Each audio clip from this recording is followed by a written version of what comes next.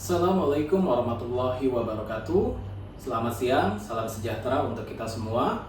Perkenalkan, nama saya Muhammad Januar dengan nomor induk mahasiswa 0542487727. Dan pada hari ini saya akan melakukan kegiatan praktikum pertama untuk mata kuliah algoritma dan pemrograman, yaitu membuat algoritma dalam bentuk flowchart dan juga pseudocode. Oke, kita langsung saja ke kegiatan praktik pertama. Baik, praktikum pertama untuk mata kuliah algoritma dan pemrograman adalah membuat algoritma dalam bentuk flowchart dan juga pseudocode. Dan pada pelaksanaan praktikum kali ini, yang pertama adalah kita akan mempersiapkan Draw.io dan juga Eclipse IDE. Lalu yang kedua, mengidentifikasi preparation, proses, decision, data berupa input atau output, dan juga konektor. Lalu mengembangkan algoritma dalam bentuk flowchart. Dan yang keempat, mengaplikasikan flowchart ke dalam bentuk pseudocode, dan lalu kesimpulan dan juga penutup.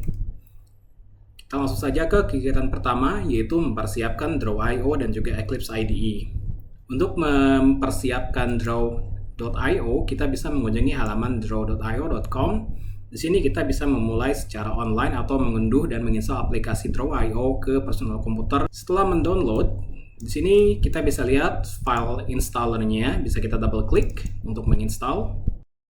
Tunggu hingga jendela muncul, dan di sini kita bisa menentukan lokasi di mana kita akan menginstal Draw.io. Kita klik install. Ya, dan akhirnya Draw.io telah selesai terinstall, bisa kita klik finish. Dan untuk selanjutnya yaitu Eclipse IDE, kita bisa install dan download. Caranya sama seperti tadi, dan di sini sudah terinstall. Bisa kita double klik.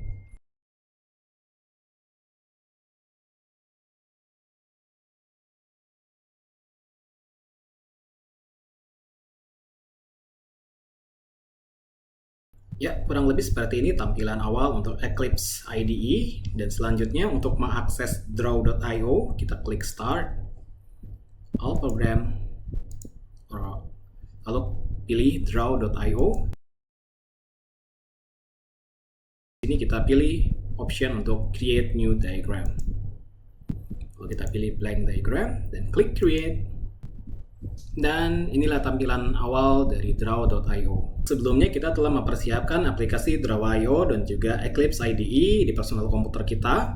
Untuk tahapan selanjutnya adalah case study yang akan kita pecahkan. Jadi dari case study-nya sendiri, di sebuah perusahaan terdapat 3 golongan, yaitu A, B, C dengan gajinya masing-masing, dan jika karyawan mengambil lembur 1-5 jam akan mendapatkan porsi persentase yang berbeda setiap jamnya.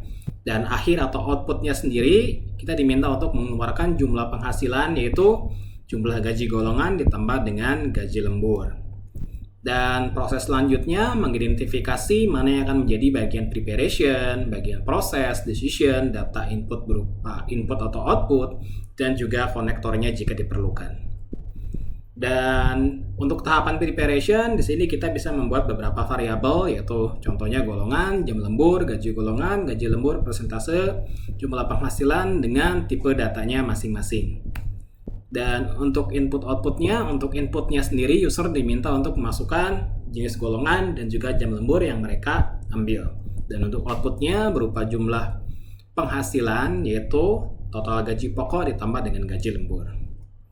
Dan untuk decisionnya sendiri, di sini algoritma akan mengambil keputusan berupa gaji golongan sesuai dengan data yang diinput, dan juga persentase lembur berdasarkan dengan jam lembur yang user input atau masukkan ke dalam algoritma. Dan untuk prosesnya sendiri, di sini kita akan melakukan proses berupa penghitungan atau decision dari gaji golongan, persentase, gaji lembur, dan juga total penghasilan berupa gaji golongan ditambah dengan gaji lembur. Selanjutnya di kegiatan ketiga, setelah kita mengidentifikasi bagian input, output, proses, dan juga decision, selanjutnya kita akan mengaplikasikan algoritma ke dalam bentuk flowchart-nya.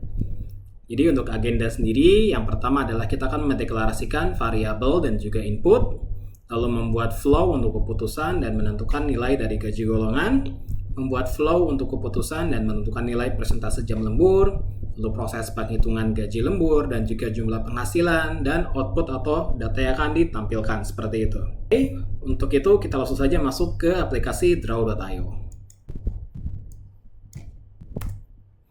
Oke, langkah pertama kita akan membuat terminator atau titik awal di mana algoritma atau aplikasi bekerja. Di sini kita bisa menggunakan rounded corner.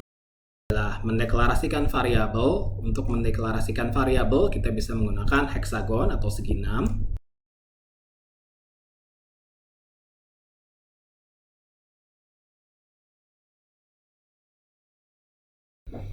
Dan langkah selanjutnya adalah kita akan menggambarkan proses input data. Dan untuk proses input sendiri kita bisa menggunakan jenjar genjang. Oke, langkah selanjutnya kita akan membuat decision. Decision yang pertama adalah menentukan golongan. Dan untuk membuat decision kita bisa menggunakan gambar atau simbol belah ketupat seperti ini.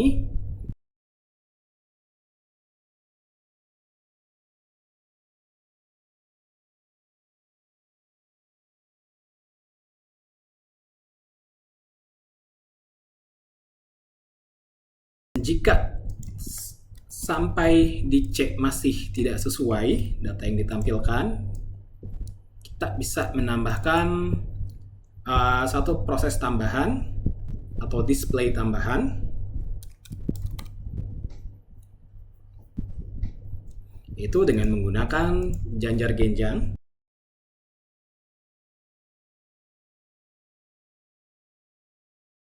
Di sini sistem akan kembali ke bagian input.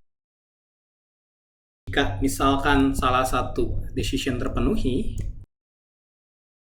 maka sistem akan melakukan suatu proses yaitu meng-assign data ke variabel yang kita buat.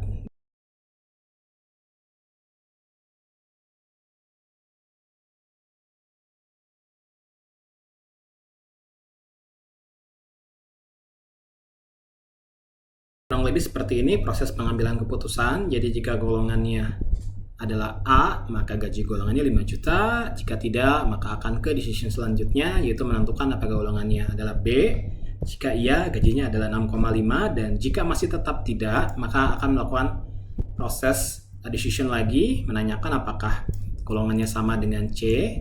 Dan jika iya, maka gajinya adalah 9,5. Dan jika tidak, sistem akan menampilkan output berupa teks golongan tidak diketahui dan user akan diarahkan untuk menginput data golongannya lagi sesuai dengan data atau decision yang tersedia. Untuk langkah selanjutnya, setelah kita menentukan atau mendapatkan nilai gaji golongan, selanjutnya kita akan menentukan persentase gaji yang diambil berdasarkan dengan jam lembur.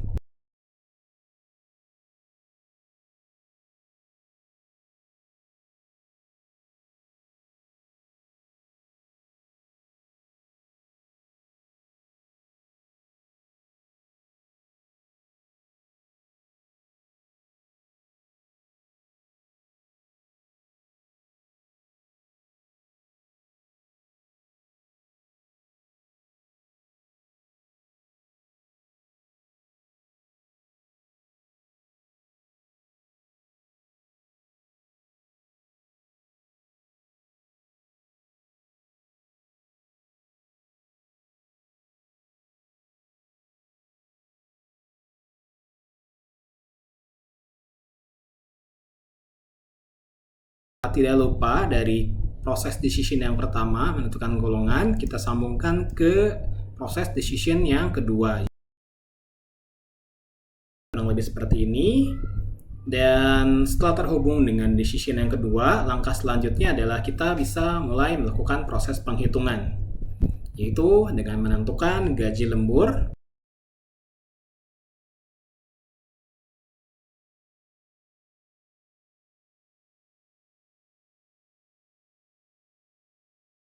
Kurang lebih seperti ini. Jadi dari decision yang kedua, semuanya akan masuk ke dalam proses penghitungan berupa gaji lembur. Dan setelah gaji lembur dihitung atau didapatkan, maka langkah selanjutnya adalah menentukan nilai variabel jumlah penghasilan. Langkah selanjutnya kita akan mengeluarkan atau mengoutput data, yaitu data jumlah penghasilan dengan cara membuat simbol jar genjang. Dan langkah yang paling terakhir adalah membuat terminator lagi, di mana di awal kita sudah membuat terminator mulai atau start. Di sini kita bisa masukkan terminator selesai, menandakan bahwa algoritma telah selesai dikerjakan. Baik, langkah selanjutnya adalah mengaplikasikan flowchart yang telah kita buat ke dalam bentuk pseudocode. Untuk membuat pseudocode, kita bisa membuka Eclipse IDE seperti ini. Jadi langkah pertama kita akan mendeklarasikan terminatornya, yaitu start. Lalu yang kedua adalah mendeklarasikan main class. Selanjutnya kita akan mendeklarasikan variabel yang digunakan.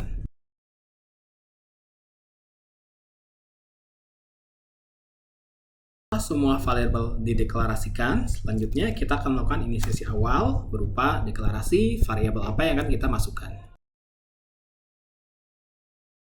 Untuk selanjutnya, kita akan melakukan kegiatan decision dengan menggunakan conditional formatting.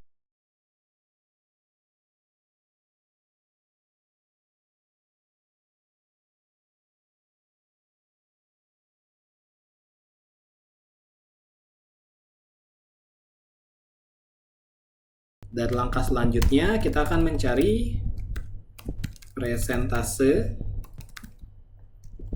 Untuk mencari presentase sama dengan cara sebelumnya, yaitu menggunakan conditional formatting.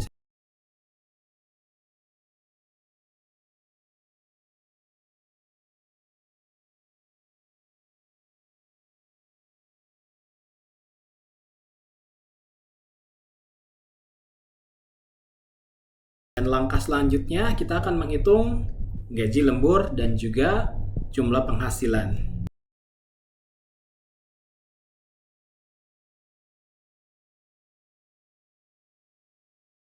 Dan langkah selanjutnya kita akan menampilkan atau output.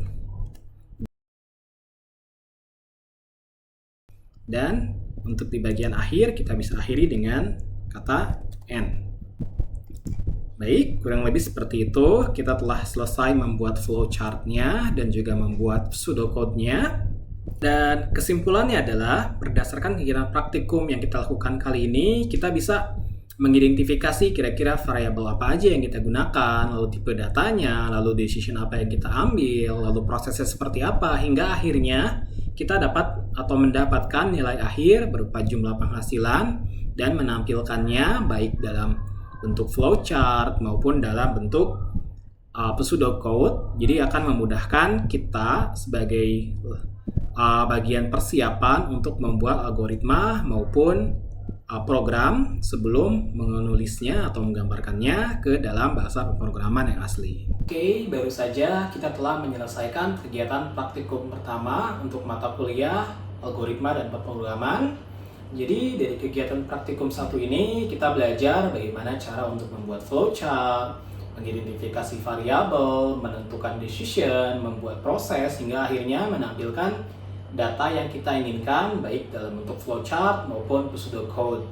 Nah, semoga dengan kegiatan praktikum ini akan menambah wawasan dan juga keterampilan kita dalam menyusun atau membuat algoritma maupun program, terutama dalam kegiatan preparasi atau persiapan, sehingga sebelum kita terjun langsung ke dalam pembuatan kode algoritma atau program, kita bisa mengidentifikasi kira-kira titik mana saja yang perlu diperhatikan, tipe data apa saja yang bisa kita pakai, dan juga sebagai mitigasi hal-hal kecil yang nantinya akan berdampak besar dalam program yang kita tulis. Kurang lebih seperti itu kegiatan praktikum pertama yang telah kita lakukan. Terima kasih, salam sejahtera untuk kita semua. Wassalamualaikum warahmatullahi wabarakatuh.